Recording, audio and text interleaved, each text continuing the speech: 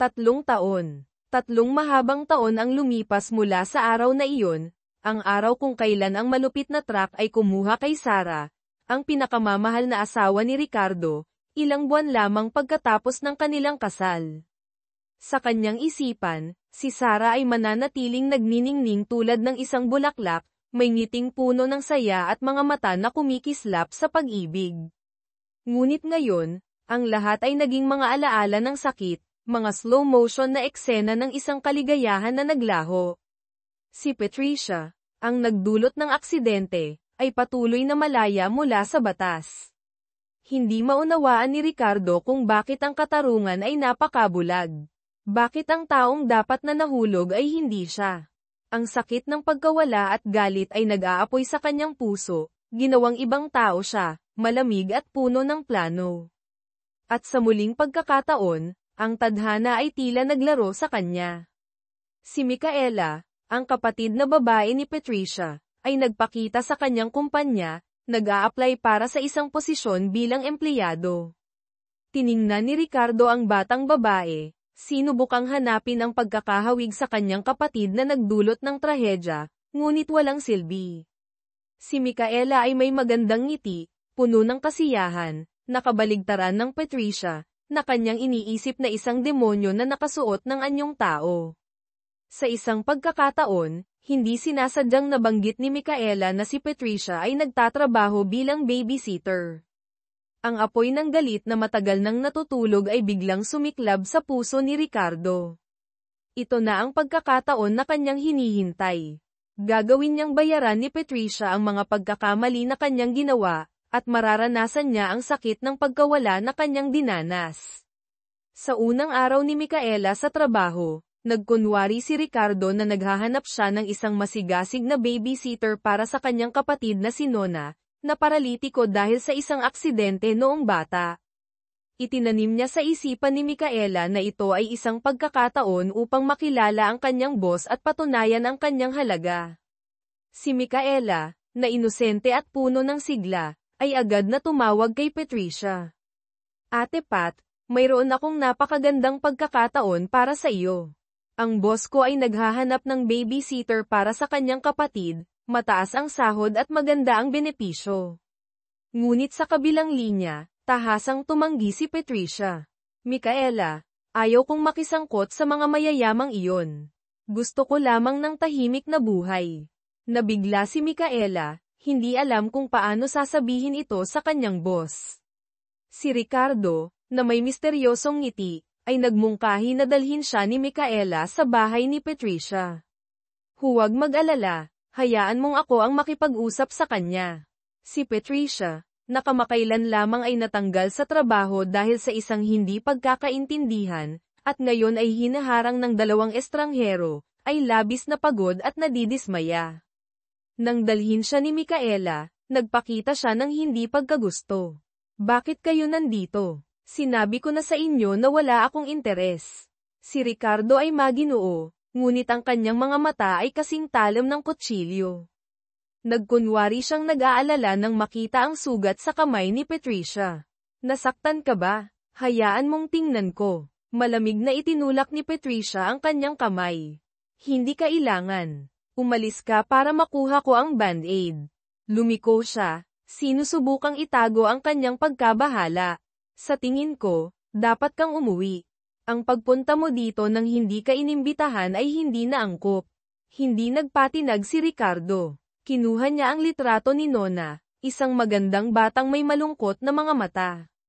Pakiusap, tulungan mo ako. Kailangan ng kapatid ko ang isang masigasig na tagapag-alaga tulad mo.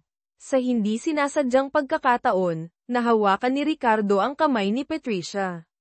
Napasigaw siya, agad na inalis ang kanyang kamay at humarap sa kanyang kapatid. Micaela, anong ginagawa mo?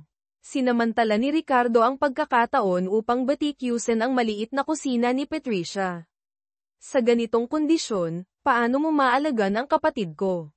Kung tatanggapin mo ang trabaho, papalitan ko kayo ng isang bagong bahay, mas maluwang at comfortable. Tumingin si Patricia sa kanyang kapatid, puno ng kawalang magawa. Alam niyang palaging nangangarap si Micaela ng mas magandang buhay. Ngunit ang presyo ay tila masyadong mataas. Sa hapunan, maingat na tinanong ni Ricardo ang dalawang kapatid, hindi tumitigil sa paghimok kay Patricia na magbigay ng sagot. Napakabuti niya, napakaalaga, na nagdulot ng hindi pagkakaunawa kay Patricia. Matapos umalis si Ricardo, si Patricia ay nakaupo sa tabi ng hapagkainan, nag-iisip. Micaela, parang may kakaiba sa lalaking ito. Dapat kang lumayo sa kanya. Kinabukasan, si Micaela ay pinagtangkaan ng isang inggit-erong katrabaho na nagdulot sa kanya ng pinsala. Si Ricardo ay dumating na parang isang tagapagligtas, nag-alok na ihatid siya pauwi. Si Micaela, nais ipakita ang kanyang lakas sa katrabaho, ay agad na pumayag. Ngunit pagdating nila sa bahay, hinarang sila ng isang grupo ng mga tulisan. Sa kabutihang palad, dahil kay Ricardo, nagawa nilang mapaalis ang mga ito. Si Ricardo ay nagtamo ng bahagyang pinsala. Si Patricia ay nag-aalala habang nilalagyan ng bendahe ang sugat ni Ricardo. Tumingin siya sa kanya, ang mga mata ay puno ng damdamin. Hindi na kayo makakapagpatuloy dito. Lumipat na kayo sa isang mas ligtas na lugar. Hayaan mong tulungan kita sa lahat ng bagay. Sa daan pa uwi, si Ricardo ay ngumiti ng masama. Ang lahat ay nangyayari ayon sa kanyang plano. Unti-unti ay nahuhulog sa bitag si Patricia. Sa mga susunod na araw, patuloy na bumibisita si Ricardo upang hikayatin si Patricia. Ngunit sa halip na makumbinsi, lalo siyang naging mapaghinala. Ilang oras bago iyon, sinundan siya ng kanyang dating kasintahan, na nagdulot ng hindi pagkakaintindihan sa asawa nito at nagresulta sa kanyang pagkakawala ng trabaho. Alam ito ni Ricardo, ngunit hindi siya tumulong. Gayunpaman, si Patricia ay patuloy na tumatanggi sa alok ni Ricardo. Ayaw niyang mangutang sa kanya ng kahit ano. Sinabi ni Ricardo na marahil ay pagod na siya at maaari nilang pag-usapan ito sa ibang araw, at nag-alok na ihatid siya pauwi. Nang tumayo si Patricia upang umalis, bigla siyang nakaramdam ng sakit sa ulo at muntik nang mawalan ng malay. Agad siyang nahawakan ni Ricardo at mahinahong nagmungkahi na huwag siyang magpuyat, hayaan siyang ihatid siya pauwi. Pagdating sa bahay ni Patricia, maingat na inalagaan siya ni Ricardo, nagluto ng tsaa, at naglagay ng basang tuwalya sa kanyang noo. Pati na rin, sinamantala niya ang pagkakataon upang hawakan ang kanyang kamay at haplasin ang kanyang buhok. Si Patricia ay naguguluhan, sinisikap na itulak siya palayo. Anong ginagawa mo? Huwag kang ganyan. Sa tamang pagkakataon, dumating si Micaela at nasaksihan ang eksenang iyon. Napatigil siya, ang mga mata ay puno ng pagkabigo. Nais niyang umalis, ngunit tinawag siya ng kanyang kapatid. Micaela, nagkakamali ka. Hindi ito katulad ng iniisip mo. Nang makita ni Ricardo na bumalik na si Micaela, siya ay nakaramdam ng kapanatagan at umalis, hindi nakalimutang ipaalala kay Patricia. Huwag kalimutan ang nangyari kanina. Tumingin si Patricia sa mukha ng kanyang kapatid, alam niyang nagkamali ito. Nang umalis si Ricardo, dumating ang may-ari ng bahay upang humingi ng upa. Si Patricia ay umiyak dahil sa kanyang kawalang kakayahan, nawalan ng trabaho at nagdulot ng problema sa kanyang kapatid. Pasensya na, Micaela. Talagang wala akong silbi. Habang sila ay nababalot sa kawalang pag-asa, naisip ni Micaela si Ricardo. Baka pwede tayong humingi ng tulong sa kanya, ate. Sa wakas, inayos ni Ricardo ang paglipat nina Patricia at Micaela sa isang apartment sa kanyang mataas na gusali. Si Micaela ay masayang nag-iikot sa paligid, hindi may tatago ang kanyang kasiyahan. Ate Pat, ang ganda dito. Hindi pa ako nakatira sa ganitong marangyang apartment. Nais sanang bayaran ni Patricia ang upa. Ngunit sinabi ni Ricardo na ibibigay niya ang apartment na ito sa kanya, sa isang kondisyon na nakasaad sa kontrata. Sa kasalukuyan, ang apartment na ito ay nagkakahalaga ng 50 na milyong piso. Kung makakatulong ka sa kapatid ko na makalakad, ibibigay ko ang bahay na ito sa iyo. Agad na nagmadali si Micaela na hikayatin ang kanyang kapatid na pumayag. Ate Pat, Anong hinihintay mo? Ito na ang magandang pagkakataon para matulungan si Nona. Si Patricia ay nagdududa kay Ricardo. Ano ba talaga ang gusto mo? Nagpakita si Ricardo ng pagdadalamhati. Lahat ito ay para sa kapatid ko. Gusto ko lamang na magkaroon siya ng mas magandang buhay. Pagkatapos ay umalis siya, iniwan si Patricia sa kanyang mga pagdududa at pag-aalala. Kinabukasan, sa opisina, nagpakita si Ricardo ng interes sa kalagayan ng dalawang kapatid. Alam niya na si Patricia ay walang trabaho at ginagamit ito upang lapitan siya. Dumating si Ricardo sa apartment ni na Patricia, may dalang bulaklak at regalo. Si Patricia ay labis na nagulat at nais sanang paalisin siya dahil sa kanyang itsura. Bakit ka nandito? Ayaw ko nang istorbohin ka. Pumasok si Ricardo at tinanong siya kung ano ang kailangan niya. Siguradong hindi ka lang dito para magbigay ng bulaklak, di ba? Tanong ni Patricia, puno ng pangungutya. Sinabi ni Ricardo na labis siyang nag-aalala dahil sa pagkawala ng trabaho ni Patricia, at kahapon ay mukhang hindi siya maayos, kaya't hindi siya mapanatag na nag-iisa siya. Naramdaman ni Patricia ang emosyon sa mga salitang ito. Nang siya ay tumayo upang umalis, sinubukan ni Patricia na samahan siya ngunit pinigilan siya ni Ricardo. Tandaan mo, hindi ko papayagan ang sino man na mang-api sa iyo. Pagkatapos ay umalis siya, iniwan si Patricia na may nag-aalab na puso. Tinawag ni Patricia si Ricardo at sinabi na ayaw niyang istorbohin siya muli, at tinanong kung totoo bang kailangan niya ng tulong para sa kanyang kapatid. Ayaw kong samantalahin ka. Kung talagang kailangan mo ng tagapag-alaga para sa iyong kapatid, pupunta ako upang makilala siya. Nang marinig ito ni Ricardo, siya ay labis na natuwa at agad siyang niyakap. Pumayag ka na. Alam ko, mabait kang tao. Lahat ng mga pangyayari ay nagaganap ayon sa plano ni Ricardo. Sinamantala niya ang pagkakataon at hinayla si Patricia palayo. Sa daan pa uwi, tumawag siya sa kanyang pamilya upang ipaalam na may isang mahalagang bisita na darating. Nang marinig ito ng kanyang ina, siya ay labis na natuwa dahil mula nang mamatay ang kanyang kasintahan, hindi na nagdala si Ricardo ng ibang babae. Alam ni Ricardo na nahihiya si Patricia sa ingay, kaya't umupa siya ng buong sinehan upang manood ng pelikula kasama siya. Niyayakap niya ang dalaga at ngumiti, isang ngiti ng isang lobo na natagpuan ang kanyang biktima. Nalaman na si Patricia ay sinundan ng kanyang dating kasintahan, at nang malaman ito ng asawa ng lalaki, siya ay pinagsalitaan at pinagsakluban ng suntok. Nakita ni Ricardo ang lahat, ngunit nanatili lamang siyang nakatayo sa tabi, hindi tumulong. Nais niyang samantalahin si Patricia, kaya't nagpunta siya upang aliwin siya sa kanyang pinakamahihirap na sandali. Pagkatapos, dinala niya siya upang bumili ng bagong damit. Habang si Patricia ay nag-aalinlangan dahil sa presyo ng damit, bigla siyang hinawakan ni Ricardo, pinilipit ang kanyang katawan at pinunit ang etiketa. Pagkatapos ay nagpunta na siya upang bayaran ito. Nagulat si Patricia at tumingin kay Ricardo, na may ngiting puno ng misteryo. Malapit nang magsimula ang kanyang plano. Sa gabi, kailangan niyang makuha ang kanyang pahintulot na maging tagapag-alaga para sa kanyang kapatid. Nang ihatid niya si Patricia pauwi, ang lahat ay matagal nang naghihintay.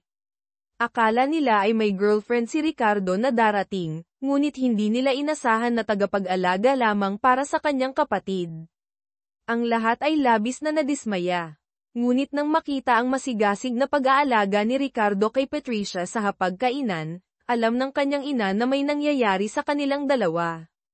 Kaya't nagpasya siyang tumulong. Patricia, kailan mo balak simulan ang trabaho? Sinabi ni Ricardo na hindi pa pumapayag si Patricia sa kanya, kaya't dinala niya ito upang makilala ng pamilya. Sa pagkakataong iyon, sinabi ni Nona na agad niyang nagustuhan si Patricia. Kung si Patricia ay darating dito upang magtrabaho, napakasaya nito. Nakita ni Patricia ang mga mata ng lahat na umaasa sa kanya, kaya't wala siyang magawa kundi sumang-ayon.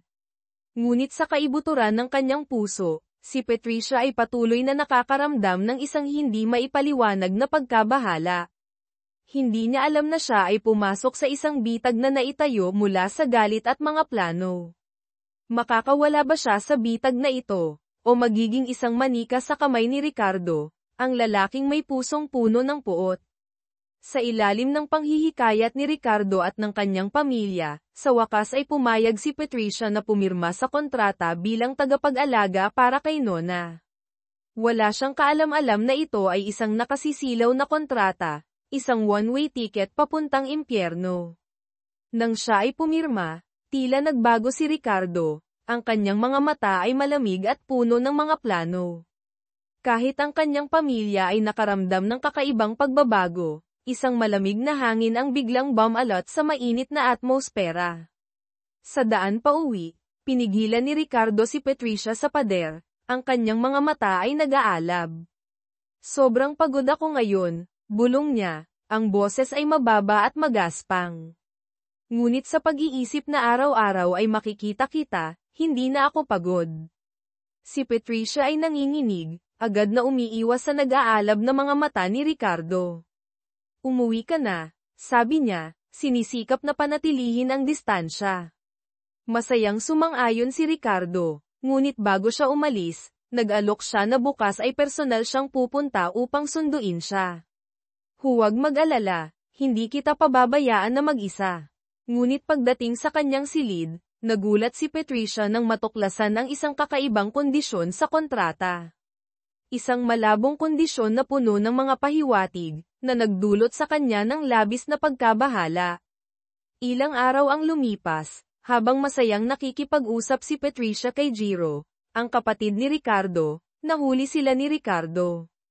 Nagalit si Ricardo at biglang hinayla si Patricia. Anong ginagawa mo? Sigaw niya, ang mga mata ay tila gustong lamunin siya. Nakikipag-usap lang ako kay Jiro, takot na paliwanag ni Patricia. Hinawakan ni Ricardo ang kanyang kamay, ang boses ay puno ng pagmamayari. Akin siya, huwag mong hawakan. Hinayla niya si Patricia palayo mula sa bahay, walang pakialam sa kanyang mahina at walang laban na pagtutol. Dapat mong tandaan, nandito ka upang maging tagapag-alaga para sa aking kapatid, hindi upang makipaglandian sa mga lalaki, banta ni Ricardo, ang mga mata ay nag-aalab. Hindi na nakayanan ni Patricia ang lahat, ginamit niya ang lahat ng lakas niya upang sapantahin si Ricardo sa mukha. Nagtaka siya, ngunit biglang sumabog ang galit ni Ricardo. Hinawakan ni Ricardo si Patricia at pinilit siyang halikan ng marahas. Ang lasa ng dugo ay kumalat sa kanyang bibig, si Patricia ay nag-aagaw sa kawalang pag-asa. Si Ricardo, na dati ay nakatira sa kanyang sariling apartment, biglang lumipat sa bahay. Ang buong pamilya ay labis na natuwa, lalo na si Nona, ang kanyang kapatid. Bumalik ka ba para sa amin o para sa iba? Tanong ng batang masayahin. Ngumiti si Ricardo ng may pahiwatig, na naging dahilan upang tumingin ang lahat kay Patricia na puno ng kuryosidad. Nagsalita ang kanyang ina, anuman ang dahilan, dapat tayong magpasalamat sa taong iyon. Nang si Jiro ay naghahanda ng magsalita, pinigilan siya ni Ricardo. Kailan ka magkakaroon ng girlfriend? Sinadya niyang ilihis ang usapan, na nagdulot sa lahat ng mga asar kay Jiro. Ang magiging girlfriend ng doktor, tiyak na hindi pasyente kundi nurse. Tumingin si Ricardo kay Patricia, at siya ay agad na umiwas sa kanyang mga mata. Bigla niyang inihayag, bukas ay lilipat ako pabalik sa aking apartment. Ang masayang atmosfera ay biglang nag-freeze. Noong gabing iyon, si Jiro ay nagpunta kay Ricardo habang siya ay nag-iisa at umiinom ng alak. Hindi mo na kailangang lumipat pa, sabi ni Jiro, ang boses ay puno ng pag-aalala. Alam niyang maaaring mahalin ni Ricardo si Patricia. Galit na itinaboy ni Ricardo ang kanyang sinabi. Sino ang nagsabi sa iyo na mahal ko siya? Binalaan niya si Jiro na huwag lumapit kay Patricia. Hindi siya ang taong maaari mong hawakan. Sa huli ng gabi, dahil hindi makontak ni Patricia si Micaela, nagpasya siyang pumunta sa apartment ng kanyang kapatid. Sa pagkakataong iyon, nakatagpo siya kay Jiro. Nang makita niyang labis na nag-aalala si Patricia, inihatid siya ni Jiro sa kanyang sasakyan upang hanapin si Micaela. Nalaman nilang sina Nona at Micaela ay nasa isang bar. Dahil sa sobrang ingay sa silid, hindi nila narinig ang telepono. Pagdating ni Patricia sa condominium, hindi pa rin niya natagpuan ang kanyang kapatid, kaya't siya ay nag-alala at umiyak. Si Jiro ay maingat na nagbigay ng aliw, ngunit sa tamang pagkakataon, dumating si Ricardo. Agad siyang tumakbo at itinulak si Jiro, pagkatapos ay nagalit kay Patricia. Napakagaling, nakikipaglandian ka sa aking kapatid mula sa aking bahay, at ngayon ay lumabas ka pa. Maaari bang huwag mong isipin na ganoon sila? Jiro ang tumayo upang ipagtanggol si Patricia. Nauna ako, ginigipit ni Ricardo. Kung nahuli ko kayo ng kaunti pang oras, baka nagawa na ninyo ang isang bagay na hindi kaaya-aya. Hinayla niya si Patricia palayo, hindi alintana ang kanyang pagtutol. Sa daan pa uwi, mabilis na nagmaneho si Ricardo. Si Patricia ay labis na natatakot, tumalon siya mula sa sasakyan. Sinundan siya ni Ricardo, hinayla siya pabalik at niyakap ng mahigpit. Ikaw ay akin, sigaw niya. Ang kanyang hininga ay mainit na sumasapaw sa kanyang mukha. Pagkatapos, tumawag si Ricardo kay Rocco, ang kanyang matalik na kaibigan. Nasa iyo si Nona, di ba? Nang marinig ang boses ng kanyang kapatid na babae, si Patricia ay humagulgol at sinisi si Nona kung bakit hindi siya nagbalita, kaya't siya ay nag-alala at naghanap sa kanya buong gabi. Kung may mangyari sa iyo, ano ang gagawin ko? Sa puntong ito, naaalala ni Ricardo ang eksena ng pagkamatay ng kanyang asawa na si Sarah. Ang pakiramdam ng pagkawala ng pinakamamahal na tao ay nagdulot ng pagkasira sa kanyang mundo. Tumingin siya kay Patricia, at unti-unting hamupa ang kanyang mga mata. Ricardo, tawag ni Patricia sa kanya, hinahatak siya pabalik sa katotohanan. Paano mo nagawang lumabas sa gitna ng gabi kasama ang kapatid ko? Tanong niya. Ipinaliwanag ni Patricia na si Jiro ay nais lamang siyang tulungan. Galit na sagot ni Ricardo, huwag mong ulitin yan sa susunod. Pagkatapos ay hinalikan niya ang kanyang noo, ang boses ay puno ng pagmamayari. Walang sino man ang dapat humawak sa iyo maliban sa akin. Sinubukan ni Ricardo na makuha ang loob ni Patricia sa lahat ng paraan. Kahit na siya ay maingat sa kanya, sa ilalim ng matinding pag-atake na ito, unti-unti siyang nahulog sa bitag. Simula nang dumating si Patricia sa bahay, nagkaroon ng mga nakakagulat na pagbabago kay Ricardo. Dati siyang nakatira sa isang apartment, ngunit bigla siyang lumipat pabalik sa bahay. Dati siyang abala sa trabaho, ngunit ngayon ay umuuwi siya sa tamang oras upang mapasaya si Patricia. Siya rin ay nagluto sa kusina. Alam niyang maingat si Patricia sa kanya, kaya't nagkunwari siyang mahina at binanggit ang kanyang yumaong asawa upang makuha ang simpatsya nito. Nang makita ni Patricia na niyayakap ni Nona ang kanyang kapatid habang nag-aaral maglakad, agad siyang tumakbo upang tumulong. Nang marinig ang pagtanggi ni Patricia, nagbanta siya, gusto mo bang ako ang humawak kay Nona o ikaw? Ngunit sa kaibuturan ng kanyang puso, si Ricardo ay puno pa rin ng galit. Sa gabing iyon, umiinom siya ng alak mag-isa, at hindi tumitigil ang kanyang isipan sa mga masayang alaala kasama si Sarah. Pagkatapos, siya ay umuwi sa silid tulugan at nakita si Patricia na mahimbing na natutulog. Tinanong siya kung umiinom siya ng alak, at hinawakan ang kanyang noo, ngunit itinulak siya ni Ricardo. Nahiya si Patricia at nais na umalis, ngunit hinayla siya ni Ricardo pabalik at itinulak sa silid tulugan. Ang bango mo, bulong niya, at nagsimula siyang halikan. Nang hihinayang si Patricia, ginamit ang lahat ng lakas upang itulak siya palayo, at sinampal siya sa mukha. Nagalit si Ricardo, ngunit nang makita ang mga luha ni Patricia, siya ay huminto. Galit na umalis si Ricardo, patuloy na umiinom ng alak upang patahimikin ang kanyang sarili, at sinisisi ang sarili dahil hindi niya kayang magpakatatag. Pagkatapos ng gabing iyon, sinimulan ni Patricia na umiwas kay Ricardo, na nagpalala ng kanyang galit. Sa puntong ito, bumalik si Jiro sa bahay.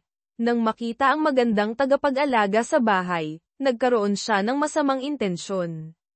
Nang subukan ni Jiro na lumapit kay Patricia, hindi niya sinasadyang madulas. Bigla, nahampas siya ng mainit na tubig na bagong luto ni Patricia sa kanyang mukha. Hindi siya nagalit, kundi naghanap ng kapatid na lalaki. Sinisisi siya na hindi sinabi na may magandang tagapag-alaga sa bahay. Ang parehong mga kapatid na lalaki na may simpatsya kay Patricia ay labis na nakainis kay Ricardo. Nagpasya siyang hindi na maging maawin sa kanya. Noong araw na iyon, sama-samang nagpunta ang pamilya sa pagdiriwang ng sinulog. Napansin ng ina ni Ricardo na hindi maganda ang mukha ni Patricia, kaya't pinakiusapan si Ricardo na dalhin siya upang magpahinga. Tumanggi si Patricia, ngunit sa ilalim ng mga panghihikayat ng lahat, sa wakas ay pumayag din siya. Paglabas ng bahay, nakatagpo sila ng aksidente na nagdulot ng trapiko. Sinamantala ni Patricia ang pagkakataon at sinabi, baka mas mabuting bumalik na lang kayo. Tumingin si Ricardo sa kanya, at sinabi, sige, nagbago na ako ng isip. Nagulat si Patricia at nagtanong, hindi mo ba sinabi na ihahatid mo ako pauwi? Ngumiti si Ricardo. Hindi ko naman sinabi na nagbago lang ako ng isip. Hinayla ni Ricardo si Patricia papunta sa kanyang pribadong eroplano. Tumanggi siya, ngunit pinilit siyang yakapin at pinagsabihan na umupo ng tahimik. Pagkatapos, dinala niya siya sa isang villa sa Tagaytay, kung saan siya nakatira kasama si Sarah. Pinagmamasdan ni Patricia ang magandang tanawin sa paligid. Lumapit si Ricardo sa kanya at sinabi, itong lugar na ito ay itinayo para sa babaeng mahal ko. Hindi mo alam kung gaano ako kasaya na nadala kita dito. Tumingin si Patricia sa kanya, unti-unting hamupa ang kanyang mga mata. Nang halos magdikit ang kanilang mga labi, bigla siyang umiwas. Gutom na ako, sabi niya. Ngumiti si Ricardo. Gagawin kong busog ka. May kaunting pag-aalinlangan si Patricia. Ipinaliwanag ni Ricardo, magluluto ako para sa iyo. Huminga siya ng maluwag. Nagtulungan silang magluto sa kusina, at sabay silang kumain ng mainit na hapunan. Sa gabi, si Patricia ay nakaupo sa tabi ng swimming pool upang magpahinga. Maingat na dinalhan siya ni Ricardo ng tuwalya. Sinabi ni Patricia, dapat na tayong umuwi. Nang tumayo siya, hinayla siya ni Ricardo pabalik. Ayaw ko pang umuwi. Ipinahayag niya, matapos umalis ng mahal ko, ikaw na ang tanging babae na nais kong yakapin. Tinanong ni Patricia, bakit ako? Sumagot si Ricardo, marahil ito ay tadhana. Nais ni Patricia na umalis, ngunit habang nag-aagawan sila, pareho silang aksidenteng nahulog sa tubig. Nagsaya silang naglalaro, at nangyari ang dapat mangyari. Gayunpaman, sa umaga kinabukasan, nagising si Patricia na puno ng pagsisisi sa kanyang mga ginawa. Pumasok si Ricardo sa silid, at agad na nais ni Patricia na umalis. Hinarang siya ni Ricardo, saan ka nagmamadaling umalis? Nangangatog si Patricia, dapat tayong umuwi. Sumagot si Ricardo, sobrang saya ko kagabi. Ipinahayag ni Patricia na ayaw niyang pag-usapan iyon, na hindi dapat iyon nangyari. Sumagot si Ricardo, ngunit sinadya kong gawin iyon. Namangha si Patricia at tumingin sa kanya. Anong sinasabi mo? Ngumiti si Ricardo at naglabas ng isang makapal na sobra. 200,000 peso, sapat na ba? Sa galit, sinampal ni Patricia si Ricardo sa mukha. Ikaw ay isang walang hiya. Sinabi ni Ricardo na hindi siya makakabawi sa kanya. Tinanong ni Patricia kung ano ang ginawa niya upang tratuhin siya ng ganoon. Hindi sumagot si Ricardo, kundi pinakiusapan siyang magbihis at sumama sa kanya pauwi. Noong araw na iyon, inimbitahan ni Ricardo si Lyra, ang kanyang yumaong kapatid na babae, na kumain sa bahay. Nang magkita ang dalawang magkapatid, masaya silang nagyakapan. Nagpasalamat si Patricia sa ina ni Ricardo, ngunit sinabi ng kanyang ina, si Ricardo ang dapat pasalamatan. Biglang nakaramdam si Patricia ng pangamba. Tumingin siya kay Ricardo na maingat na inaalagaan si Lyra sa hapagkainan, paminsan-minsan ay sumusulyap kay Patricia na tila nag-aakit. Sa buong gabi, pinahirapan si Patricia sa isip. Nang hindi na niya kayang tiisin, nakipagtalo siya kay Ricardo. Huwag kang lumapit sa kapatid ko, babala niya. Ngumiti si Ricardo nang may pang-aasar. Wala kang karapatang mag-utos sa akin. Ikaw ay isang empleyado ko, dapat kang sumunod sa akin. Patuloy na sinaktan ni Patricia si Ricardo. Ikaw ay isang walang hiya. Ano ang ginawa ko sa iyo para tratuhin mo ako ng ganito? Ngunit hindi rin komportable si Ricardo. Sa puntong ito, dumating si Jiro upang hanapin si Patricia.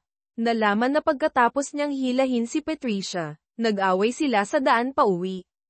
Naiwan si Patricia sa gitna ng daan. Sa kabutihang palad, nakatagpo siya ng isang mabait na driver na naghatid sa kanya pauwi, ngunit dahil sa pagod at nabasa ng ulan, tumakas siya sa bahay ng kanyang matalik na kaibigan. Sa wakas, dumating si Jiro upang sunduin siya, ngunit pagkatapos ay nawalan siya ng malay. Nang tanungin ni Jiro kung bakit siya umuwi kasama si Ricardo at ganito ang nangyari, si Patricia ay nasaktan at hindi makasagot. Ang pag-aalala ni Jiro para kay Patricia ay lalong nagpagalit kay Ricardo. Pagkatapos, nag-away silang dalawa tungkol dito, na lalong nagpalala ng galit ni Ricardo kay Patricia. Gayunpaman, sa isang pag-uusap sa bahay, upang bigyan ng pribadong espasyo ang dalawa, iminungkahi ng ina ni Ricardo na magbakasyon ang buong pamilya, kasama sina Jiro, Lyra, at Patricia. Ito ay nagbigay ng pagkakataon kay Ricardo na patagilid na saktan si Patricia. Habang naglalaro siya kasama si Lyra, sinadyang nagdulot si Ricardo ng takot kay Patricia. Gayunpaman, hindi alam ni Lyra na ang perpektong lalaking ito ay ginagamit siya upang saktan ang kanyang kapatid. Pagkatapos, nagpasimula ang dalawa ng isang laban sa paglalaro ng bola. Hamon ni Ricardo na ibato ang bola kay Patricia, at agad siyang nag-rebound. Ang laro ay biglang naging isang larangan ng digmaan. Pagdating sa bahay, tinanong ni Ricardo si Patricia ng maraming bagay, kahit na tinanong pa ang tungkol sa mga kapatid niyang lalaki. Si Patricia ay nalulumbay at sinisisi ang sarili. Isang araw, biglang natuklasan ni Patricia na siya ay buntis. Nais niyang pag-usapan ito kay Micaela, ngunit nanalangin siya sa kanyang kapatid na huwag ipaalam kay Ricardo. Ngunit sa oras na iyon, pumasok si Ricardo at nakita ang eksena na nagyakapan silang dalawa. Ang kanyang mga mata ay nagdilim, parang isang bagyo ang paparating. Ngayon ay nauunawaan na ni Patricia ang tunay na pagkatao ni Ricardo. Matapos malaman na siya ay buntis sa kanyang anak, mas pinili niyang hayaang magkamali si Ricardo tungkol sa relasyon nila ni Jiro, at hindi niya isisiwalat ang tungkol sa pagbubuntis. Nais lamang niyang mabilis na matapos ang lahat ng ito at umalis kay Ricardo. Ngunit sa kasamaang palad, nakatagpo siya ng Lyra, ang batang babae na kamukha ng kanyang yumaong asawa. Ngayon, walang pakundangan na dinala ni Ricardo si Lyra pauwi, na nagdulot ng pagkabigla sa buong pamilya. Sa hapunan, nagsimulang ipakita ni Ricardo ang espesyal na pag-aalaga kay Lyra. Hindi na nakatiis si Nona, at galit na itinapon ang kutsara sa mesa. Pinagsabihan siya ng ina ni Ricardo na huwag maging bastos, at agad na humiling si Nona sa mga katulong na tawagin si Patricia upang kumain. Ngunit pinigilan siya ng kanyang ina, na nagsabing ayaw niyang istorbohin si Patricia sa kanyang pahinga. Nang makita ang kanyang kapatid na pinagtanggol si Patricia, umungal si Ricardo at nag-utos sa mga katulong na tawagin siya agad. Sa sandaling iyon, lumitaw si Patricia sa pintuan ng silid kainan. Tinanong niya si Ricardo kung may kailangan siyang iparating. Mabilis na inimbitahan ni Nona si Patricia na umupo sa tabi niya, na nagdulot ng napaka-awkward na atmosfera sa silid. Sinubukan ng ina ni Ricardo na kalmayan ang sitwasyon, sinimulan niyang ipakilala si Patricia kay Lyra, sinabing siya ay bahagi ng kanilang pamilya. Narinig ito ni Ricardo at hindi natuwa, sumagot siya, huwag masyadong pahalagahan siya. Si Patricia ay isa lamang sa mga katulong na inupahan ko. Nagalit ang ina ni Ricardo, huwag kang masyadong bastos. Nang makita ni Ricardo ang tensyon, agad siyang nagsalita upang pigilin ang alitan sa pagitan ng kanyang ina at kapatid. Ang buong hapunan ay naganap sa ilalim ng hindi komportableng at awkward na sitwasyon.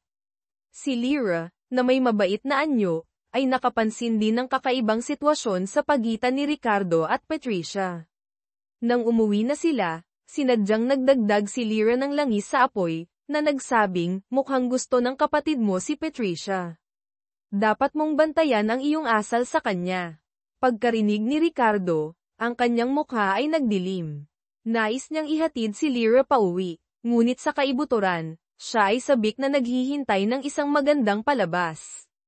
Sa sandaling pumasok si Patricia sa silid tulugan, natuklasan niyang naroon na si Ricardo. Pinasok niya siya at itinulak siya sa kama, pagkatapos ay sinimulang pagtawanan.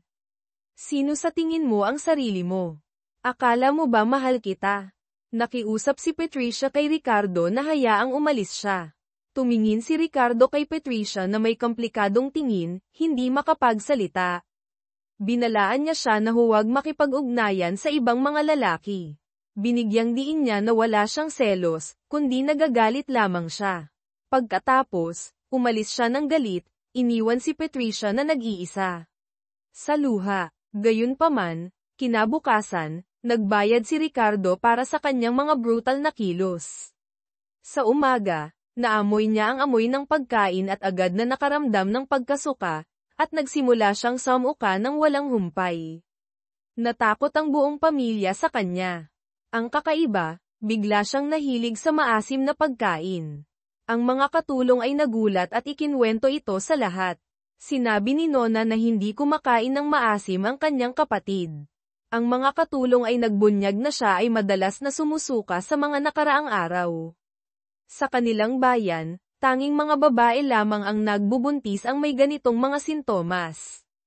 Agad na tumanggi ang ina ni Ricardo, na nagsasabing hindi siya babae, kaya huwag magbiro. Ang mga katulong ay nahihiyang nagsabi na kung ang mga lalaki ay nakakaranas ng ganitong sitwasyon, maaaring sila ay nagbubuntis para sa kanilang asawa. Nang marinig ito ni Patricia, siya ay nainip. Si Nona, natatakot na magkamali ang kanyang kapatid, ay nagmadaling ipaliwanag na hindi gagalaw ang kanyang kapatid sa ibang babae, ngunit hindi niya alam na sa tiyan ni Patricia ay nagdadala siya ng anak ni Ricardo. Pagkatapos, nang makita si Ricardo na nahihirapan sa pagduduwal, sa simula ay nagpakita siya ng pagkainis, ngunit kalaunan ay humingi siya ng tulong sa kanya na patagilid. Ito ang kauna-unahang pagkakataon na nagkaroon sila ng mapayapang sandali sa tabi ng isa't isa. Ngunit hindi nagbago si Ricardo at muling nagsimula ng pakikipag-date kay Lyra. Nakaramdam si Lyra na ito na ang kanyang pagkakataon, kaya't sinimulan niyang planuhin ang kanyang mga hakbang laban kay Patricia. Nang makita niyang namimili si Patricia sa supermarket kasama ang ina ni Ricardo, sinadyang binanggit ni Lyra ang tungkol dito sa harap ni Ricardo at nagkunwaring humahanga sa kanilang pagmamahalan. Sa kasamaang palad, pagdating ni Ricardo sa bahay, nakita niyang hawak ni Jiro ang kamay ni Patricia. Nalaman na noong araw na iyon, nadiskubre ni Nona ang lihim na relasyon ni Micaela at Rocco, ang matalik na kaibigan ni Ricardo. Dahil dito, nagkaroon ng malaking alitan sina Nona at Micaela. Ayaw makinig ni Ricardo sa anumang paliwanag, nag-away na naman sila ni Patricia, at nagkaroon ng malamig na digmaan sa loob ng ilang araw. Ngayon, si Lisa ay nagmakaawa na kumain ng cake na ginawa ng ina ni Ricardo, kaya't dinala niya ang babae na ito pauwi. Si Lyra ay nagpakitang gilas sa ina ni Ricardo, ngunit labis na naiinis si Nona. Nagsimula siyang magmukhang nagtatampo.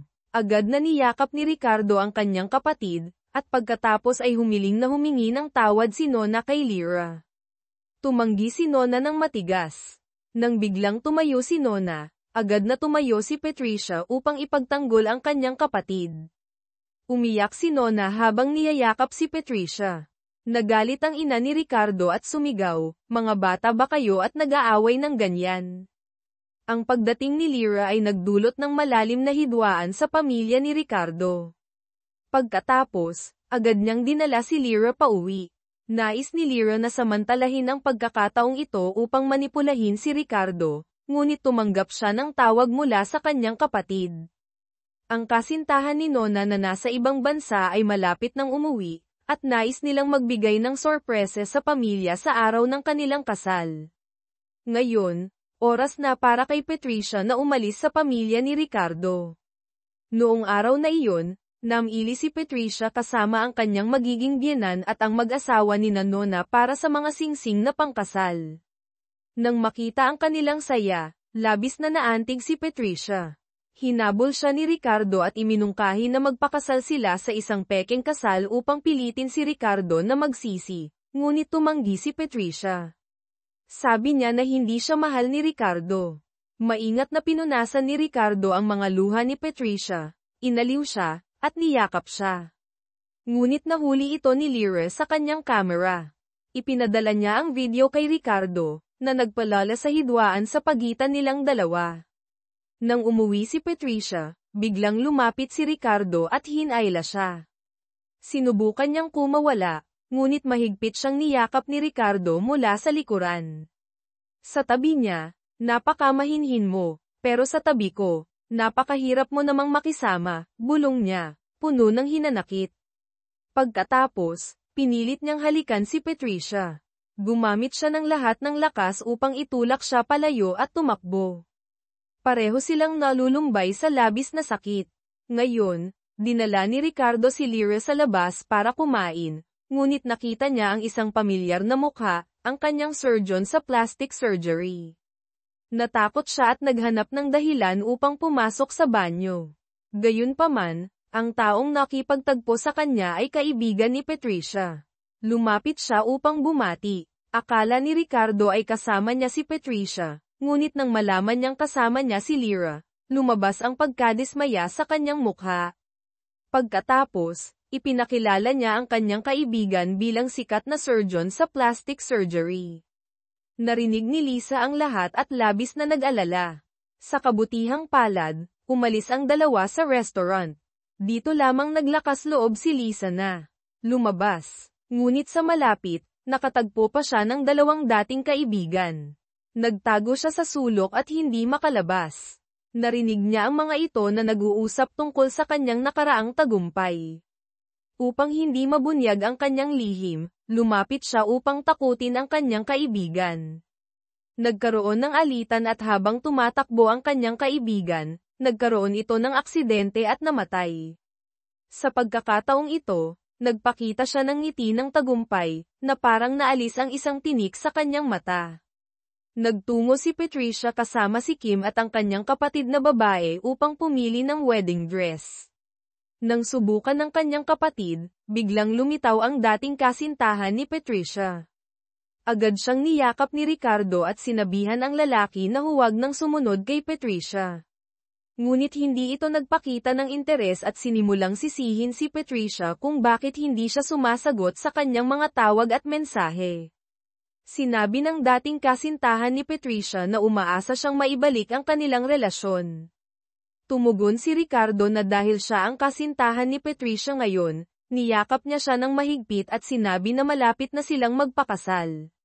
Pagdating sa bahay, pumasok si Ricardo sa silid ni Patricia at hinayla siya. Sinabi niyang hindi pa siya nagpapasalamat sa kanya. Upang saktan siya, sinabi ni Patricia na siya ang dapat humingi ng tawad. Dumating ang kanyang dating kasintahan upang makipag-ayos, ngunit itinaboy siya ni Ricardo. Pagkatapos, itinutulak siya ni Patricia palayo. Sa galit, ginamit ni Ricardo ang kanyang mga labi kay Patricia. Ang halik na ito ay tila hindi katulad ng dati, nagbago ang tingin ni Ricardo sa kanya. Pagkatapos, sinabi niya na handa siyang tanggapin ang anumang paghingi ng tawad mula sa kanya, at nag-atubiling umalis. Sa puntong ito, biglang nagising si Patricia. Agad niyang nilak ang pinto, at hindi sinasadyang humawak sa kanyang mga labi. Si Ricardo naman ay nahuhulog sa alaala ng kanilang nakaraan, nagpakita ng ngiti. Ngunit nang maalala ang mga eksena kung siya ay kasama ng iba, nawala ang kanyang ngiti. Sa kanilang pag-uusap, hindi sinasadyang nabanggit si Lyra. Narinig ng sekretarya ang paghanga sa kagandahan ni Lisa, at agad na sinabi ng kaibigan ni Patricia na hindi niya alam kung ilang beses na itong sumailalim sa operasyon. Ang sekretarya na palaging humahanga kay Ricardo ay nagpasya na ilantad ang tunay na pagkatao ni Lyra. Pumunta siya sa klinik ng plastic surgery at lihim na kinuha ang medical record ni Lyra. Pagkatapos, sinimulan niyang takutin si Lyra na umalis kay Ricardo, ngunit sa gitna ng kanilang alitan, hindi sinasadyang nahulog siya. Nang dumating si Patricia upang hanapin si Nona, nakita niyang natatakot si Lyra at agad na tumawag ng tulong. Mabilis na nag-imbestiga ang mga pulis at sinabi nilang malapit na nilang matukoy kung ito ay aksidente o pagpapakamatay. Nangako si Ricardo na makikipagtulungan siya sa kanila, na nagdulot ng labis na pag-aalala kay Lyra na nasa tabi. Pagkatapos, dinala nila si Patricia. Nakita ni Patricia si Lyra at nakaramdam ng kaunting hindi pagkakaunawaan. Alam ni Ricardo na natakot si Patricia noong nakaraang gabi, kaya't mas maingat ang kanyang pakikipag-usap sa kanya. Ngunit sa daan pa uwi, muling nagpasiklab si Lyra, sinadyang hinawakan ang kamay ni Ricardo at nagkunwaring malambing.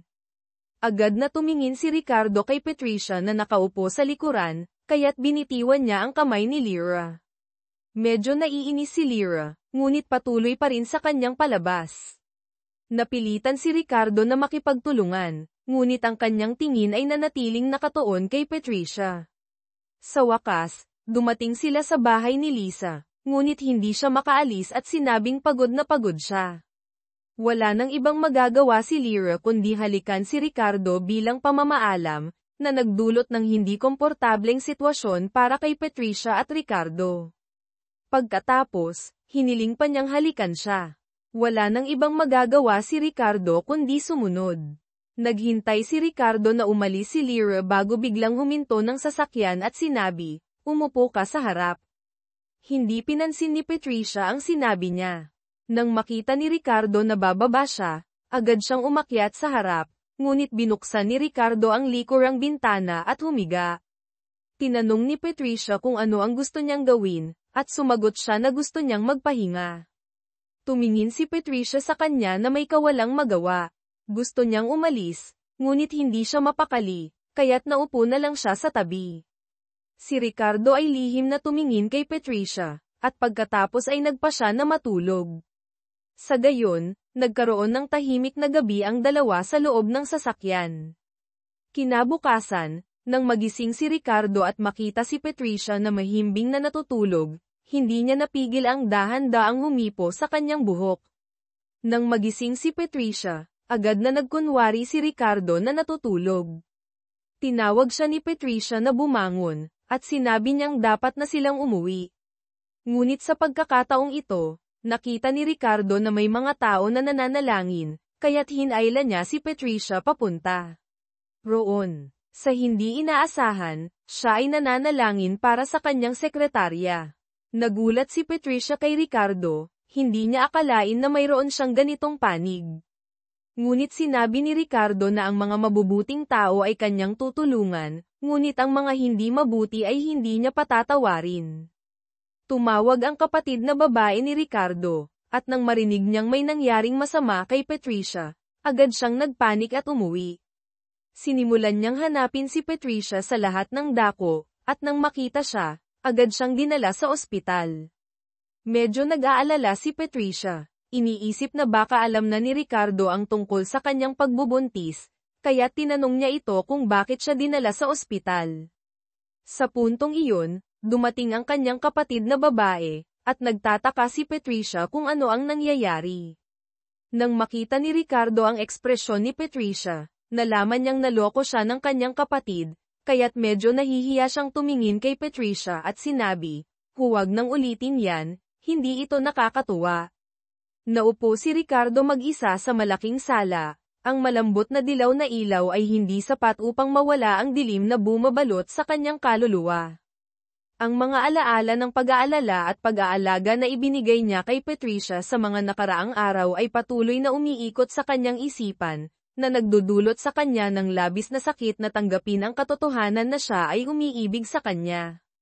Sinubukan niyang itanggi ang damdaming ito, sinasabi sa sarili na lahat ay dahil lamang sa awa, pagkabahala, o simpleng kalungkutan matapos ang mga nawalang pagkakataon.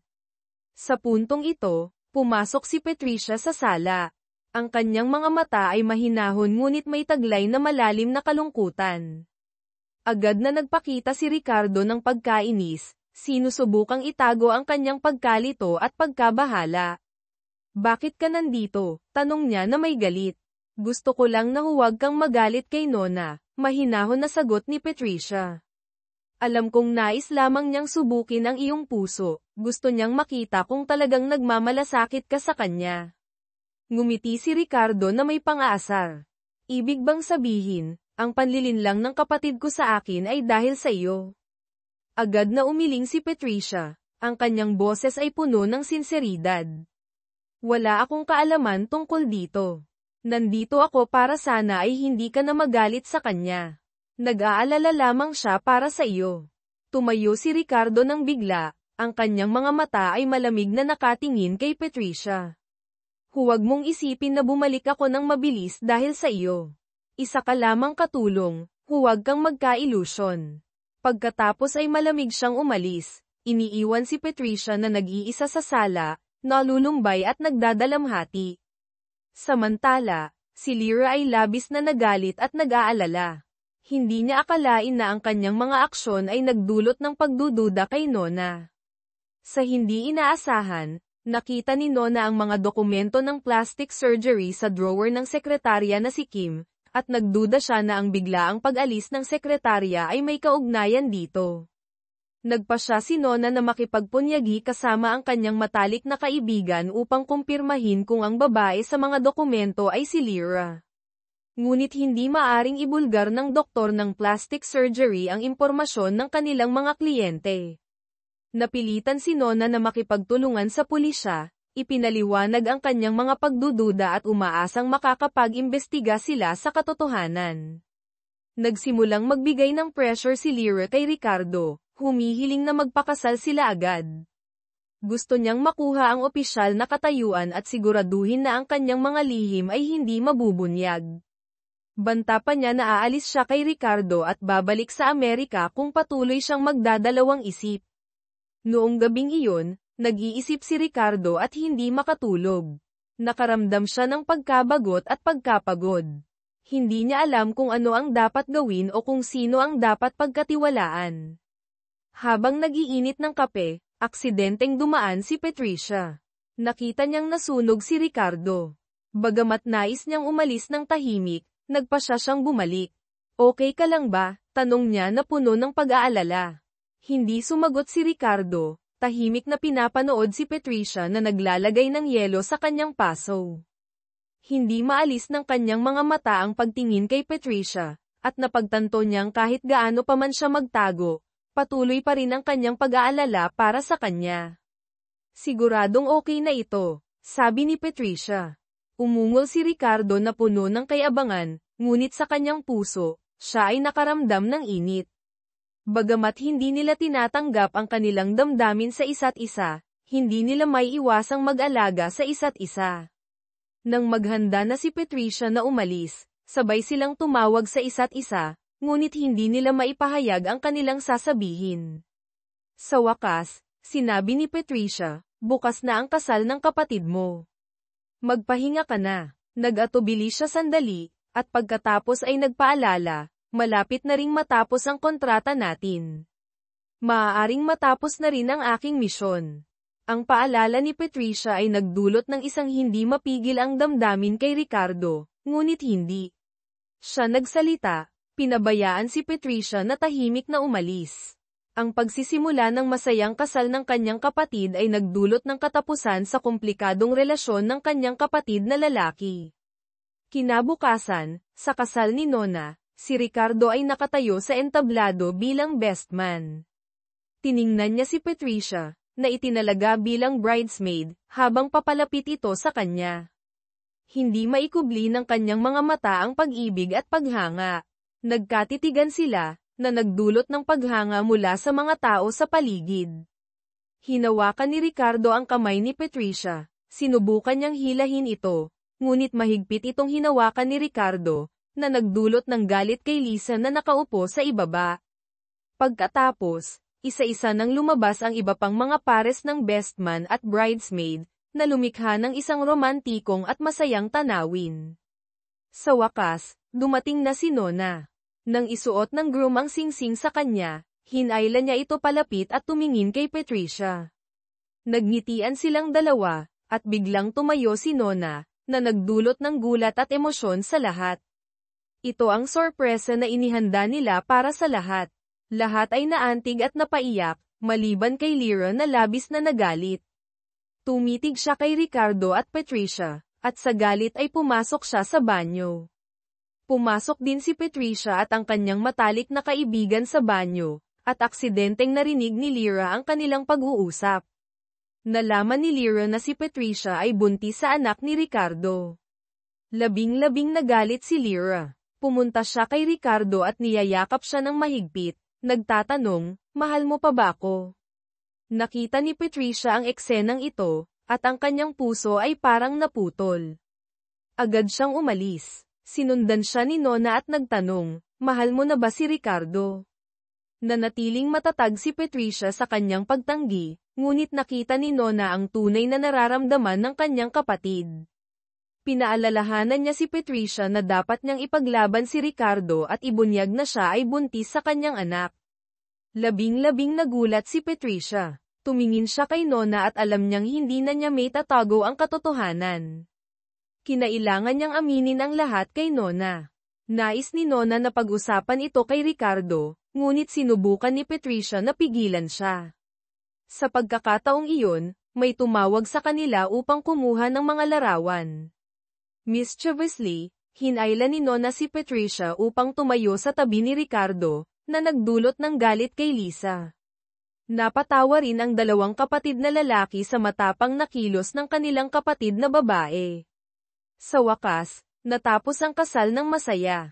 Ngunit sa gabing iyon, pumunta si Patricia kay Ricardo at sinabi na aalis siya pagkatapos ng 7 araw.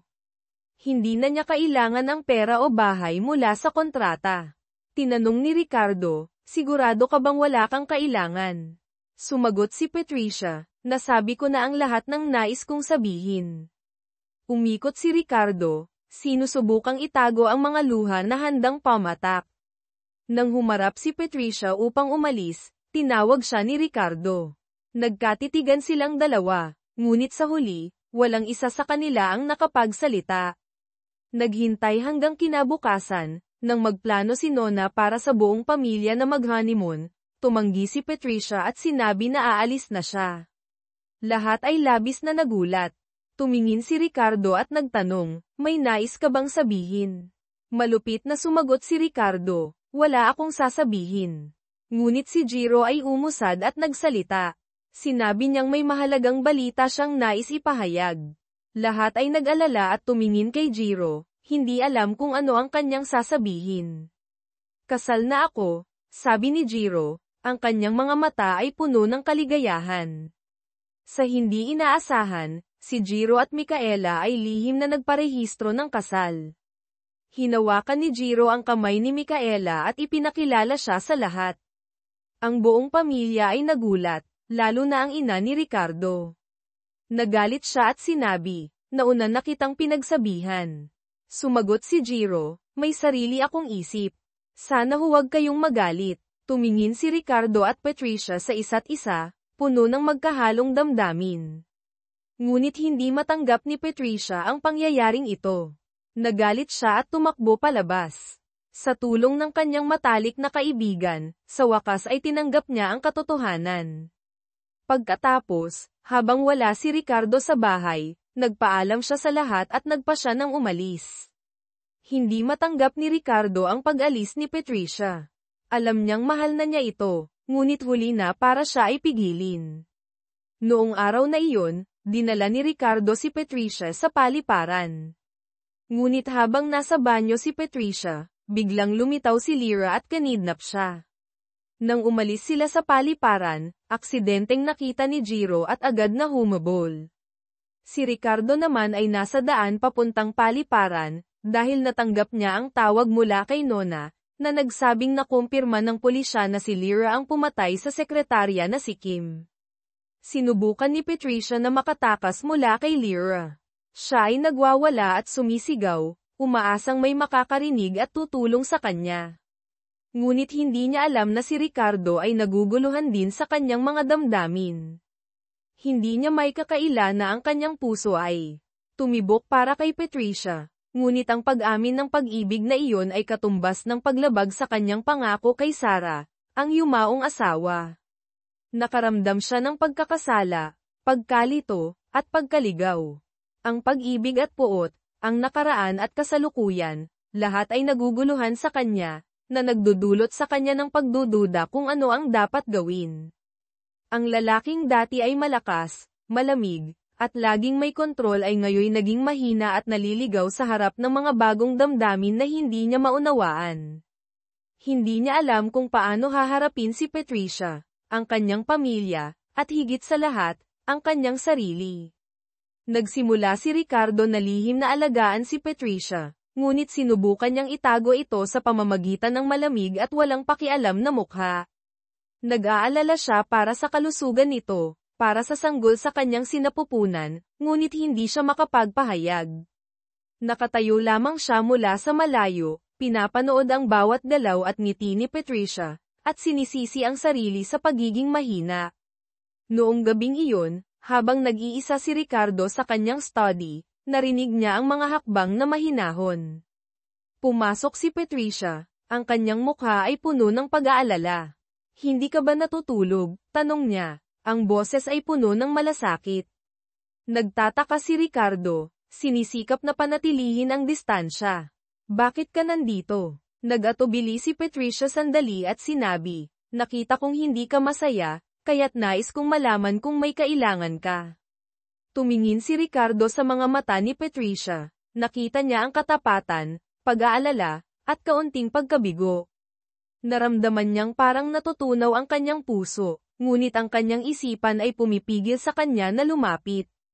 Wala akong kailangan, malamig na sagot niya. Bumalik ka na sa iyong kwarto. Tahimik na umalis si Patricia. Iniiwan si Ricardo na nag-iisa sa kanyang mga pagdaramdam at pagsisisi. Alam niyang nasaktan niya ito, ngunit hindi niya alam kung paano ayusin ang lahat. Kinabukasan, nagpa siya si Ricardo na baguhin ang kanyang estratehiya. Hindi na siya makakapagpatuloy sa pagtakas sa kanyang mga damdamin, kailangan niyang harapin ang mga ito at hanapin ang solusyon. Nagdesisyon siyang kausapin si Patricia at ipaliwanag ang lahat. Pumunta siya sa pintuan ng kwarto ni Patricia, huminga ng malalim, at kumatok. Ngunit sa halip na si Patricia, si Nona at Micaela ang nagbukas ng pinto. Pareho silang tumingin sa kanya na may mapanukso at puno ng kahulugan. Kamusta? Sabi ni Nona na may pang-asar. Bakit ka nandito para kay Patricia? Naguguluhan si Ricardo. Gusto ko lang sanang makipag-usap sa kanya ng kaunti. Nagtatawanan si Micaela. Kailangan mong maghintay. Abala si Patricia. Hindi naiintindihan ni Ricardo kung ano ang nangyayari, alam niyang pinagtatawanan siya. Naramdaman niyang nagalit at nahihiya, ngunit hindi siya makagawa ng anuman. Noong gabing iyon, nagpa siya si Ricardo na kumilos. Alam niyang kung patuloy siyang tatakas, mawawala si Patricia sa kanya magpakailanman. Pumunta siya sa pintuan ng kwarto niya at naghintay. Nang lumabas si Patricia mula sa kwarto, agad siyang niyakap ni Ricardo. Ang boses ay puno ng pag-iyak, huwag mo akong gawing katatawanan. Pakiusap. Nagulat si Patricia at tumingin kay Ricardo, hindi naiintindihan kung ano ang nangyayari. Anong ginagawa mo? Tanong niya. Ang boses ay puno ng pagkalito. Tinataka ni Ricardo ang kanyang mga braso. Ang boses ay puno ng sakit, parang pinaparusahan mo ako, di ba? Alam kong nagkamali ako. Patawarin mo ako. Itinulak ni Patricia si Ricardo. Ang kanyang mga mata ay puno ng sakit. Bakit hindi mo ako minahal noon? Bakit mo ako ginamo ng ganito? Pagkatapos ay umiyak si Patricia ng malakas. Nais ni Ricardo na panasan ang kanyang mga luha, ngunit itinulak siya ni Patricia. Nilinggan ni Patricia ang kanyang likuran upang umalis, ngunit muling niyakap siya ni Ricardo mula sa likuran. Hindi kita iiwan at ang anak mo, bulong niya, ang boses ay puno ng pagsisisi. Galit na tiningnan ni Patricia si Ricardo. Mahirap bang magsabi ng mahal kita? Tahimik si Ricardo, hindi makasagot.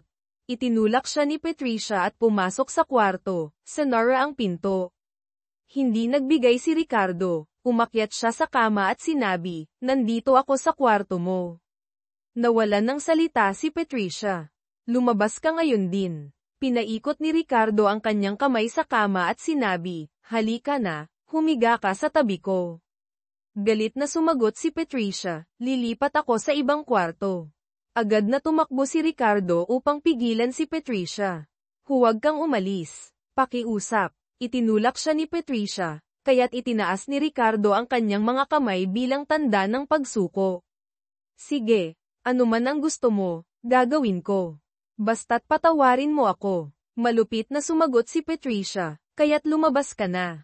Malungkot na umalis si Ricardo mula sa kwarto. Hindi niya akalain na ang paghingi ng tawad at pag-amin ng pag-ibig ay magiging ganito kahirap. Ngunit tila ang kapalaran ay nais pa ring magpatawa kay Ricardo. Paglabas niya mula sa kwarto ni Patricia, biglang umulan ng malakas. Walang dala si Ricardo na jacket, kaya't siya ay nanginginig sa harap ng pintuan ni Patricia, basang-basa mula ulo hanggang paa. Ayaw niyang guluhin si Patricia, ngunit ayaw din niyang umalis. Nais niyang maging malapit sa kanya, protektahan siya, at ipakita sa kanya na talagang mahal siya. Kinabukasan, nagising si Ricardo na may mataas na lagnat. Nakatihaya siya sa kama, hindi makagalaw o makagawa ng kahit ano. Ngunit hindi nagpatinag sina Nona at Micaela. Determinado silang parusahan si Ricardo at pilitin siyang aminin ang kanyang nararamdaman para kay Patricia. Pati ang ina ni Ricardo ay nakisali sa plano. Pumunta siya sa tabi ng kama ng kanyang anak, mahinahong inaalagaan siya, ngunit hindi niya nakalimutan ang mga pagkakamali ng nakaraan. Noong hapon na iyon, bumisita si Patricia kay Ricardo. Akala niya ay nag-aalala siya para sa kanya, ngunit hindi niya alam na nagpunta si Patricia upang ipahayag ang isang nakakagulat na balita. Gusto ni Ginoong Ricardo na ipahayag ang magandang balita sa lahat ngayong gabi, sabi niya, ang boses ay puno ng kawalang emosyon. Sa tingin ko, dapat mong malaman. Nang marinig ito, parang bumagsak ang puso ni Ricardo. Naramdaman niyang nawawalan siya ng pag-asa at kapangyarihan. Alam niyang nawala na si Patricia sa kanya magpakailanman. Tumingin si Patricia kay Ricardo na may komplikadong ekspresyon, at tahimik siyang umalis. Sa gabi, ang lahat ay nagtipon sa sala. Lumabas si Patricia kasama si Ginoong Ricardo, magkahawak ang kamay, puno ng ngiti at kaligayahan. Naupo si Ricardo mag-isa sa sulok ng silid, pinapanood si Patricia na puno ng sakit. Hindi siya makapaniwala na ikakasal siya sa ibang tao. Ang lahat ng miyembro ng pamilya ay bumabati kay Patricia at Ginoong Ricardo. Hindi nila alam na si Ricardo ay dumaranas ng isang impyerno. Tiningnan ni Nona at Micaela si Ricardo na may mapanukso at masayang tingin, nais nilang makita kung ano ang kanyang gagawin. Nang handa na si Patricia at Ginoong Ricardo na putulin ang cake, hindi na nakatiis si Ricardo. Tumakbo siya upang hadlangan sila, ang boses ay puno ng sakit, huwag. Pakiusap, huwag gawin yan. Tahimik na tumingin ang lahat sa silid kay Ricardo. Alam nilang dumating na ang mahalagang sandali. Tumingin si Ricardo kay Patricia, ang mga mata ay puno ng pagsisisi at pag-ibig. Lumuhad siya sa harap niya at sinabi, Patricia, pakiusap, patawarin mo ako. Dati, ako'y bulag sa galit, hindi ko nakita na mahal na kita mula pa noon. Mahal kita higit sa anumang bagay sa mundong ito. Pakiusap, bigyan mo ako ng pagkakataon na patunayan ang aking pag-ibig. Nang marinig ito, naluha si Patricia. Ang kanyang mga luha ay dumaloy sa kanyang magandang mukha.